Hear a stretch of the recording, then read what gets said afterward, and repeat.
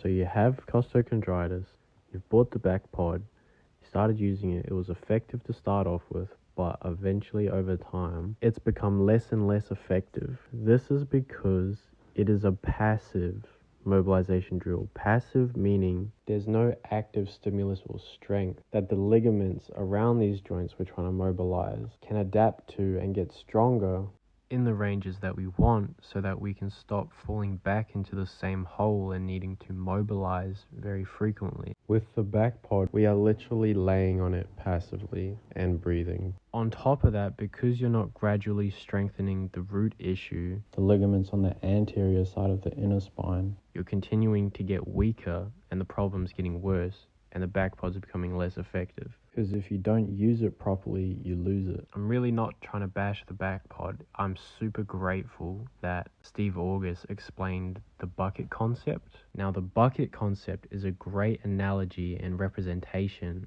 to help you conceptualize costochondritis and what's going on with the ribs, with a rib being the bucket handle. Steve August, the inventor of the back pod, explains that the real reason why you have pain on the front of your chest at the rib joints is because it's actually the joint on the other side of that rib that is tight and stiff as heck. And so the opposite rib on your front is being forced to hypermobilize and strain just in order to keep your regular function, like breathing, getting up, getting around. So it does make sense to mobilize the side opposite to the pain, but my piece that I would need to add into this is that you can replace that passive mobilization with active stimulus and get greater, longer lasting effects, because when the ligaments that hold a joint together become stronger in a more mobilized position or a greater range, then that resolves the tightness issue as the tissues get gradually stronger and stronger through longer range. This active stimulus was my breakthrough to kicking costochondritis to the curb and never needing to feel that pain again. I had costo very intensely for a brief period of time, probably a month very badly, and then 3 months medium. Then it started to come back when the back pod started losing its effect, but by then I'd figured out that playing around in thoracic extension helped alleviate that, and then I added some active work to it, and that really kept it away well. How I got costochondritis was my family and I didn't have a place to stay, and we stopped in at a family member's house up north that was empty. I literally remember I was sleeping on this air mattress I had never slept on before, and it was weird shaped, like the top part of it was like arched up and elevated, and I just remember waking up like face first, like arched chest into this thing. I just woke up real funky, and then I remember going to move, and I was like, I just had these sharp stabbing feelings on the front of my chest, and it only hurt with specific movements, like getting up off a couch or off a bed, getting down onto a couch or a bed. Fucking that did the most. Walking, cough, like I think sometimes breathing, not all the time, but man, I just could not fucking believe it. Okay, I want to talk about troubleshooting and getting into this position, because I understand for some people it's very aggressive and aggravating. There's a few methods. The first one I'd recommend is what I discovered before even this active work was this passive, like rolling off the edge of a surface, whether it be the corner of your bed, the corner of a couch, like the armrest if it's square, rounded, whatever, just some sort of soft furniture that you can slowly, incrementally use to get in between each vertebra of the spine and like pry it open a little bit and take a breath there. You don't want to hold the breath for too long, because if you're there for an extreme amount of time, it'll hurt, but you just want to get it to open up. That gave me and others a lot of alleviation initially when the back pod stopped being effective for them also. So this is a more harder version of the back pod, especially if you can get it off like the corner of a bed or something. And there's also a decompression element to it by hanging off the furniture, so I think that's helping as well. which is why it could be more effective even after when the back pod stops working. However, this is still a passive and therefore temporary mobilization and not a long-term fix, but it will free up the joints enough and may reduce your pain enough to help you get into these more arched active positions, which will give us more greater long-term lasting adaptation and effect as you get stronger. Here's an example of how to make this exercise easier and progress your range of motion as the tissues become more adapted and stronger through longer range. I really don't use much weight at all. Like 2.5 kg was plenty for me for a long time. That's all I really used. Variations, obviously probably everyone is not going to have a couch shaped like this, and this was like perfect for me. My flatmate got it. You just want to get some active arch stimulus in any way you can. I think floor variations might be less aggressive because your hips aren't creating as much of an arch when they're dropped down so much, so that could be a type of variation that can make things a lot more easier. On the floor you could use medicine ball. I'm currently using a weighted duffel bag or a weighted bag on the floor, and that still works really well. You don't have to be very elevated. You could use a bundle of towels wrapped together in that, like a cylinder shape, and do active contractions off that. You might not even need to have your arms overhead. It just helps emphasize more thoracic extension. As long as your thoracic or T-spine is just getting some active contracting stimulus over that arched lengthened position, then probably some adaptation to those ligaments is occurring. So you can have these rounded things on like the armrest of your couch if it's square and do it off of that, or you can do it off your bed, or you can do it off your bench, or there's so many, like the limit is your creativity and how desperate you are to get results. Like a less aggressive version would be something where the size of what you're arching over is a bit larger, and so the angle will be less demanding and aggressive. The back bridge from ATG, they have two sizes. They have a large one and a small size, which is crazy because it might be like perfect for people that are trying to progress this. And they're a bit expensive if you're outside the US. I'd recommend getting creative. I'm not asking you to buy those. Obviously within your means, but I think it can be a really convenient and good solution since you can progress the sizes. The larger one would be an easier starting place, and the smaller back bridge would be a more aggressive starting place, or more difficult because it's a smaller circle. It's a more intense rounding angle for the spine, rounding degree for the spine, and so that would make it more difficult. And it's same with like rounding forward. The more you round forward, then the more aggressive it is. If you do want to support me and you do want to buy one, I will have a discount code which should be B2B2, and you can get yours for a discount. I think it's like 25% discount or 20%, but you don't have to obviously use your means. And if you're really suffering, try all the other variations first. You can progress perfectly without the back bridge, so don't feel like you have to get the back bridge. They do ship ideally in America, is where they're manufactured, and getting them shipped overseas is a bit expensive.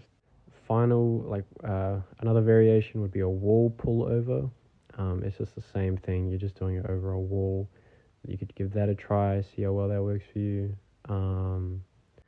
Form cue when doing these pullovers or these arched pullovers, you want to one would be to own whatever end range you had, like really try contract back, squeeze back, and own that bottom position, and also do some pulses out of it. Like you don't have to do full complete reps, but like sort of like partial reps, and then definitely just want to get some anterior contraction on the front of the spine there as well. But just spending time in this position actively, and getting the spine to bend and flex over that arch, will give you some adaptation. Don't feel embarrassed. Like if you're doing what's best for you, then there's no need to be embarrassed about it, and you should not care what others think if you look weird or whatnot. They don't understand all the nuances of your situation. So don't care and don't feel less than because someone else's idiot opinion of your situation, if you know what I mean. If I'm able to do this more full time, then I can help. Then all I can do is spend my time towards helping people and nothing else. And that would be that's like a dream come true. That's like, imagine that. If you're a person seeking the current science of this condition, Steve August has a YouTube channel called The Back Pod. He's a New Zealand physio who also had costochondritis badly, and he created The Back Pod. And he has like a 40-minute video going into detail with the current literature and misdiagnoses, etc. And his overall general stance is it's not an inflammation issue, but more of a structural imbalance and tightness issue. And that's the stance I have on it too, as someone who's actually had the injury. Think about why the inflammation is there. It's because there's damage to the tissues there and the body's trying to heal itself. I want to leave you with a quote from Charles Poliquin. He was the most successful strength coach by a landslide, gaining Olympic gold in 15 different sports. And I think the person closest to him had one, maybe two, you know what I mean? And so I'm paraphrasing, but the quote is something like, if you're waiting for scientific research to be done before implementing something or trying something into your training regime or rehab routine, then you're going to be waiting a very, very, very long time, decades even. And that's if it gets done, and also if it's done correctly and every factor of that research was honest and true and accurate and appropriate. And so you could have research done, but the factors in it could be tailored towards whatever bias it is from the person it's funded by. Some people don't understand that that's not an ethical thing to do. It's a bad thing. And so that's why Charles Poliquin was so far ahead of the curve, was because he didn't wait for literature before trying something. And that's what I'd suggest to you. You can try this stuff safely and in a way that won't hurt you or make it worse. And a pain cue for implementing this is, it might feel uncomfortable, but as long as you're not paining and straining and you're just able to get adaptation in that uncomfortable but tolerable position, then that's your way up. If you are having pain, likely reduce the range of motion to a less aggressive rounding. I have done it with pain, some sharp feelings sometimes. But that's from my experience with this, and you might not have the same quick route out of it as I did.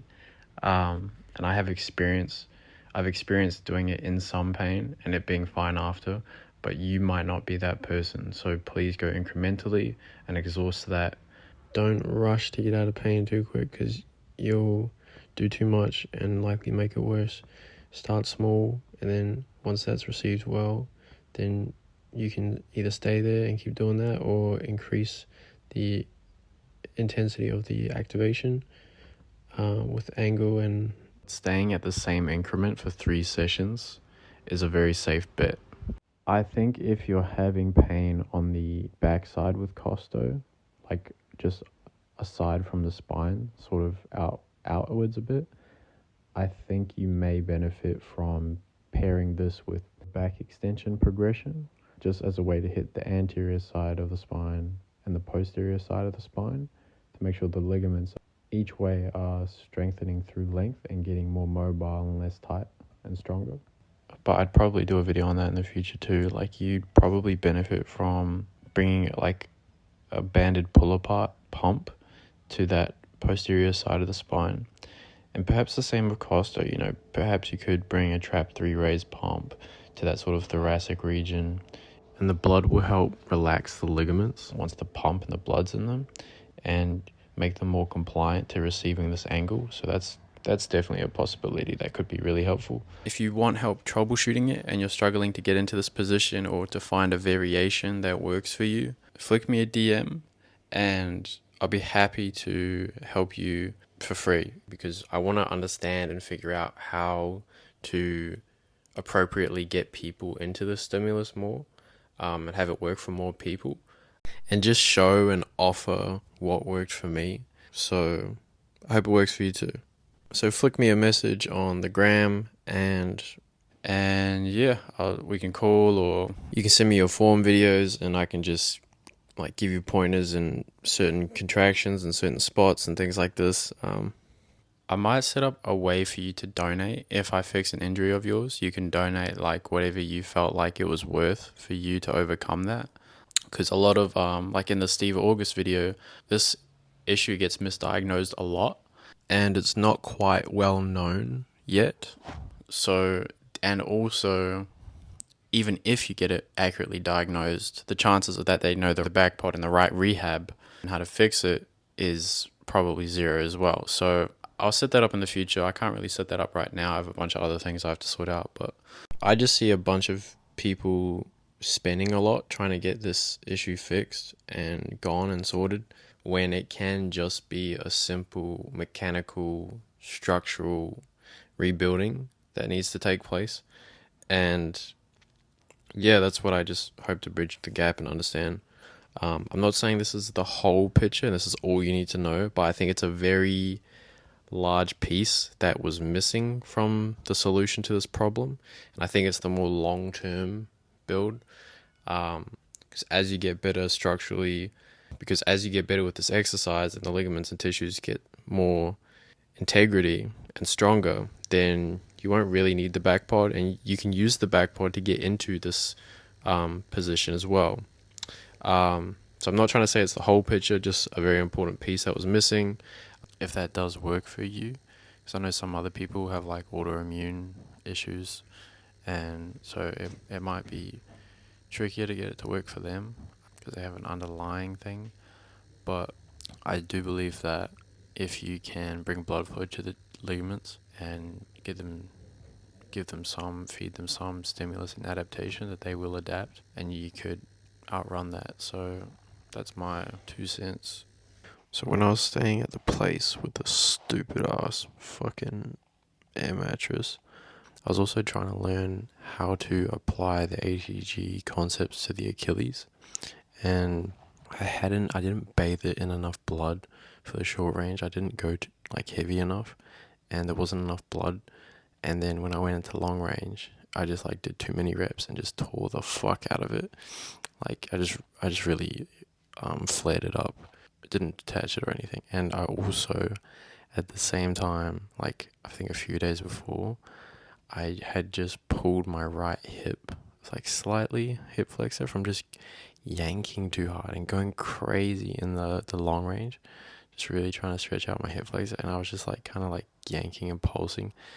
I sort of got in this cranny of the hip flexor and sort of went a bit too deep, and then slight pull. It only lasted like a week or two, and then anyway, so I'm like I walk up these stairs and I'm like hobbling like a cripple up these stairs. I had the Achilles flare up, the hip flexor flare up, the front knee from the deadlift, the hamstring issues still, this rib pain, and my neck issues. And I was just going up these stairs like, oh my god, I can't believe all this.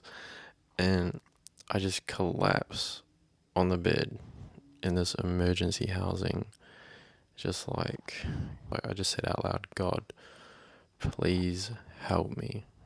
Please help me, God.